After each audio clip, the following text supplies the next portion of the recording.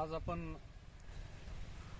आंब्याची जी काही वेगवेगळी लागवड आज शेतकरी करतात, तर त्या लागवडीमध्ये सगळ्यात महत्त्वाची बाब आहे ती म्हणजे आंब्याचं कलमी रोप किंवा आंब्याचे कलम. तर हे नेमकं तयार कसं काय केलं जातं? तर पहिलं सगळ्यात महत्त्वाची बाब आहे ती म्हणजे आपल्या भागामधल्या ज्या काही गावरान आंब्याची झाडं आहेत, जुनी झाडं आहेत, यांच्या कोया आपण या ठिकाणी आपण अगोदर गोळा करतो. त्या कोयांपासून आपण या वाफ्यामध्ये जसं आपण ही लागवड दिसते, तर या कोया आपण त्याच्यामध्ये टाकून घेतलेल्या असतात आणि नंतर मग ह्या पावसाळ्यामध्ये ज्यावेळेस ह्याला पाणी देऊ आपण त्यावेळेस हे कोय ही उगवून निघते आणि मग हे निघाल्यानंतर ही कोय जे आहे उगवलेलं जे रोप आहे हे पान पिवळं हिरवं होण्याच्या अगोदर हे हे या ठिकाणाहून काढलं जातं. अशा प्रकारचं हे जे 7 ते 8 दिवसाचं जे रोप आहे हे रोप या ठिकाणाहून काढलं जातं आणि याच्यावर आपल्याला ही कलम ही करावी लागते. या ठिकाणी तुम्ही पाहता की ही कोय जी आहे ती बघा, ही कोय जी आहे ही देशी आंब्याची कोय आहे, गावरान आहे, छोटी कोय आहे. म्हणजे याच भागामधली कोय असल्यामुळं या मातीमध्ये असलेले जे काही गुणधर्म आहेत या गुणधर्माशी निगडीत असलेली ही कोय असल्यामुळं हे चांगल्या प्रकारचं म्हणजे त्यांचा संबंध मातीचा आणि या कोळीचा किंवा या झाडाचा हा तयार होतो. आपण आंब्याच्या मातृवृक्षाच्या बागेमध्ये आलेलो आहोत. या ठिकाणी ही केशर झाडाची आपण मातृवृक्षाची काडी काढत असताना त्या काडीचा आकार गोलाकार असावा, त्याचबरोबर ह्याची जी शेंड्यावरली जी डोळे आहेत हे फुगलेले असावेत आणि मग याची जी पानं आहेत हे देठ ठेवून कट करून घ्यायची आणि नंतर मग ही काडी आपल्याला कलमी करण्यासाठी वापरता येऊ शकते. ठिकाणी आपण मातृवृक्षापासून आणलेल्या काड्या पाहत आहात.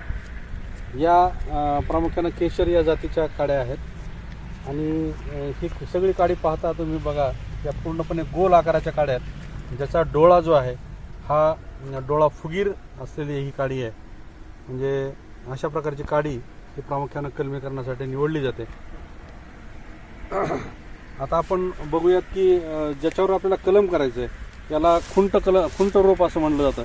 हे गावरान आंब्याची कोय पासून तयार झालेलं रोप आहे. हे 7 ते 8 दिवसाचं रोप असतं आणि याच्यावर आपल्याला जे कलमीकरण आपल्याला या ठिकाणी करायचं आहे. आता आपण केशर आंब्याच्या मातृवृक्षाच्या काडीचं आपण रोपण हे आपण या खुंट कलमावर करणार आहोत. यासाठी दोन्ही बाजूनी या काडीला चाप घ्यायचा आहे. दोन्ही बाजूनी चाप घेऊन खालचे पॉईंट जो आहे तो एकदम बारीक टिप पॉईंट केला गेला पाहिजे. त्यानंतर जे खुंट रोप आहे ह्याला आडवा छेद देऊन त्यानंतर त्याच्यामध्ये पाचरीसारखा बसण्यासाठीचा एक भाग त्या ठिकाणी तयार करायचा आहे. मध्यभागातून त्याला काप द्यायचा आहे आणि त्यानंतर आपल्याला ही जी कलम काडी आहे ही कलम काडी त्यामध्ये बसवायची आहे. त्यानंतर हे पूर्णपणे एक जीव हवं यासाठी आपल्याला प्लास्टिकच्या पट्टीनं हे बांधून घ्यायचं आहे. हे एकजीव होईल या पद्धतीनं आपल्याला बांधायची आहे. दोन्ही बाजूची साल ही एका ठिकाणी एकत्र एकजीव व्हावी हा एक भाग आपण याच्यामध्ये बांधत असताना महत्त्वाची बाब या ठिकाणी आहे.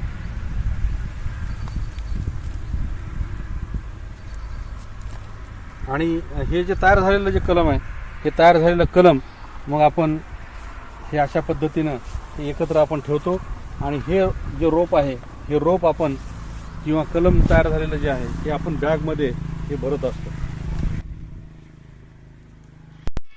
या ठिकाणी आपण काळी माती, त्याचबरोबर शेणखत, त्याचबरोबर हलकी माती अशा तिन्ही प्रकारच्या मातीचं हे या ठिकाणी आपण संयोग करत असतो. त्याचबरोबर या मातीमध्ये चांगल्या प्रकारचा मोकळेपणा असावा यासाठी यामध्ये सिंगल सुपर फॉस्फेटसारखं खत आपण त्यामध्ये मिसळतो आणि मग हे जे तयार झालेले जे कल्चर आहे हे जे तयार झालेले कल्चर आहे या कल्चर हे बॅगमध्ये भरून त्यामध्ये ही तयार केलेलं जी आपली काडी आहे ही काडी आपण यामध्ये लावत असतो.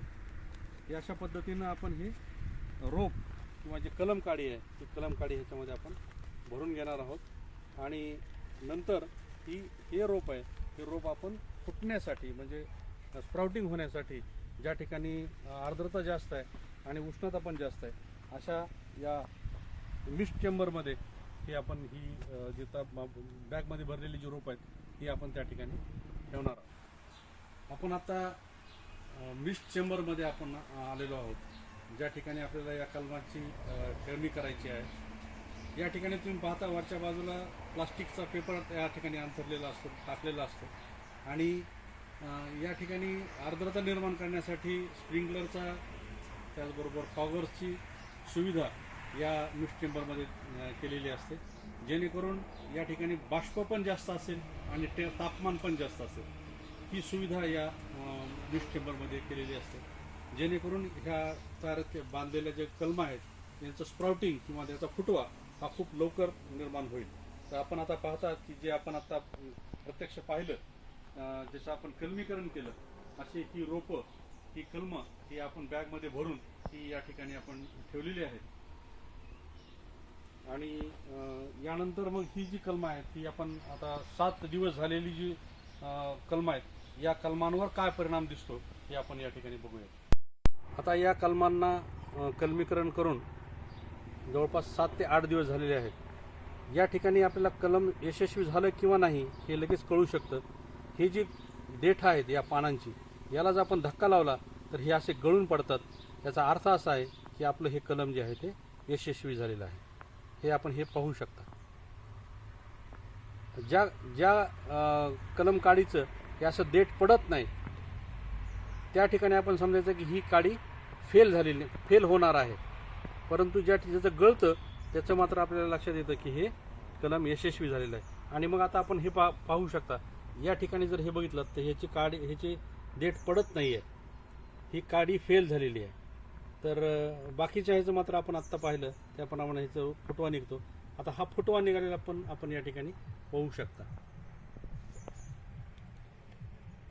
त्यानंतर ही इकडली पण रोपं पहा, ही फुटवा निघालेली रोपं आहे.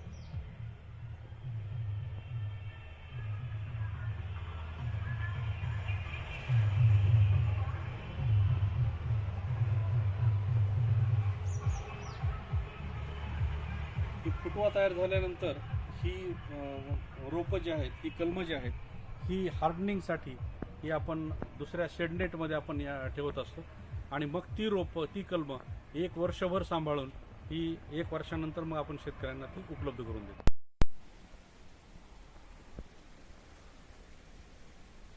ही जी आता आपण रोपं पाहत आहात, ती रोपं मगाशी आपण पाहिल्यानंतर कलम केल्यानंतर हार्डनिंगसाठी या शेडनेटमध्ये ठेवलं जातं. आणि या शेडनेटमध्ये 1 वर्षभर ही रोपं चांगल्या प्रकारे सांभाळली जातात. याच्यामध्ये जे काही इनकॉम्पॅबिलिटी असेल किंवा आणखीन काही प्रादुर्भाव असेल तर ती रोपं याच ठिकाणी वाळली जातात. परंतु त्याचं प्रमाण हे फार नगण्य असतं. परंतु 1 वर्षानंतर मात्र मग ही जी तयार झालेली जी कलमं आहेत, ही कलमं आपण शेतकऱ्यांना ही उपलब्ध करून देतो. आणि त्यानंतर मग या लावलेल्या जी कलमांची आहे त्याची उत्पादकतासुद्धा आपल्याला चांगल्या प्रकारे येऊ शकते.